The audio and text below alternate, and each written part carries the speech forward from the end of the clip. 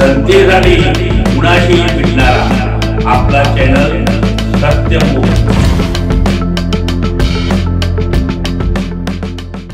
नवनाथ आषाढी पायदिंडी माझगाव, खोतवाडी, दरेवाडी अशी वारी पंढरीकडे रवाना। दिंडीचा आजचा 5वा दिवस दिंडी मुक्काम व विश्रांतीसाठी थांबली होती।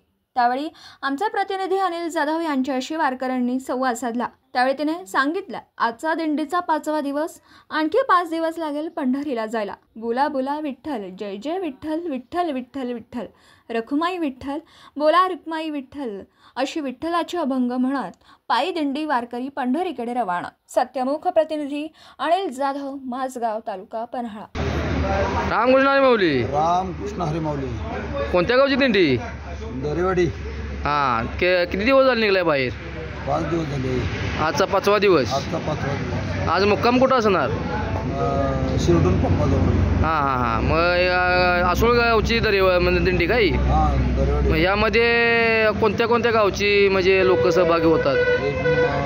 दरेवाडी, आसोळ, आसपासची गावं। हां हां, यामधली असतात। मग आता विसाव्यासाठी थांबलाय? विसाव्यासाठी थांबलो। किती लोक आहेत दिंडीमध्ये?